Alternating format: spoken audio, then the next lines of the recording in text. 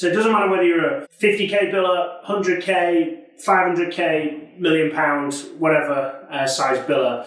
What I find for most recruiters is they only use one or two methods in order to generate leads. So here's a session, utilize them, don't go after them all. I don't think that works, but implement the ones at least that just as slight changes on the back of candidate interviews, asking an extra question when you're doing your prospecting calls, just those little extra steps to be able to generate additional leads, additional opportunities. God forbid, it might mean 1-2 placements, which could mean target, above target, or dreams with regards to hitting your own personal goals. Right, lead generation. Most recruiters will only use 1 or 2 methods of lead generation. Okay, so obviously, hopefully, we've got various different methods of generating different ideas and grow brand and take people through and know, like, trust. So target emails is going to be one of them. I want you guys to give me some different ways of how you could generate leads. So I'm going to give you a few, and I want you to think about, I'm not doing that, I'm going to stop using that, or all I'm doing is this at the moment. How can you do something differently? So LinkedIn messages. Q Growth Partners came from LinkedIn messages, outreach on that basis, which is why they ended up on the CRM, because they did not exist as a private equity firm, they are brand new. So I dropped some messages on LinkedIn and bang, we got a lead from it. Same with another lead that I did for Massachusetts. Reaching out to them, weren't on the CRM, bang, we got a potential search from it, but wouldn't go retained as it's still a new fund. So, or I couldn't sell it well enough, let's put it into that position.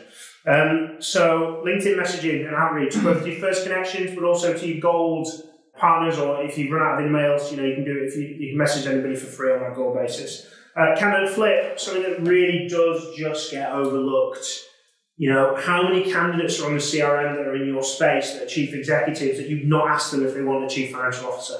Alex, I've got nobody to ring, there's nobody out there, I can't do anything, oh God, there's no options, everyone's running all the people on the CRM, probably bullshit, tons of stuff on the CRM, but have you spoken to the candidates that we've interviewed previously? Can we help them?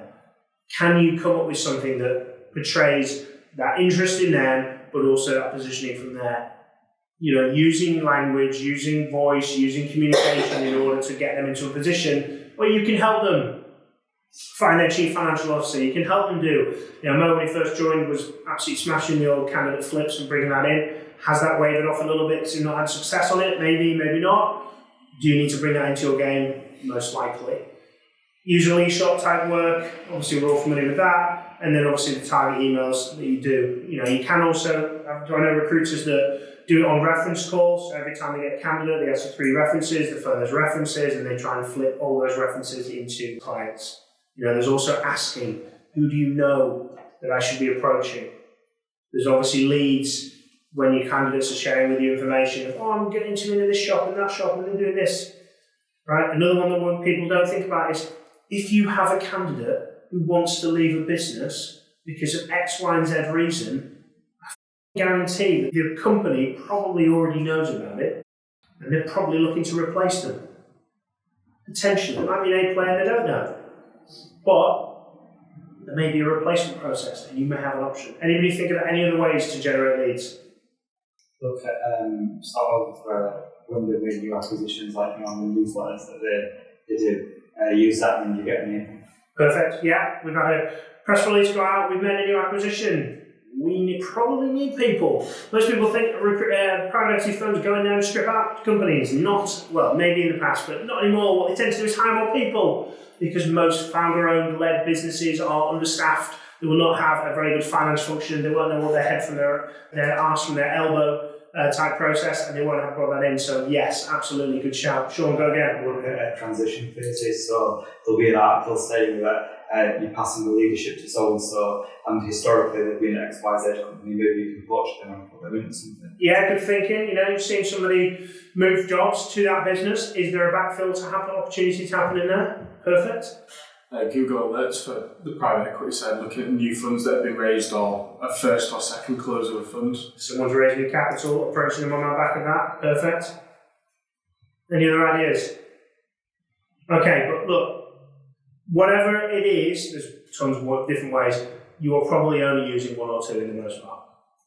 Use more, use different ones, bring a third in, do something differently. and it will bring different results. How many times do you have to send a targeted email to get a result? How many times do you have to send an e-shot to get a result? How many approaches do you have to do to get something? They don't work on their first chance. They don't work on their second go. You aren't going to flip a candle on your third. You've got to be consistent and bring that into your game. Make the most of what you have and the options that you have to be able to drive things.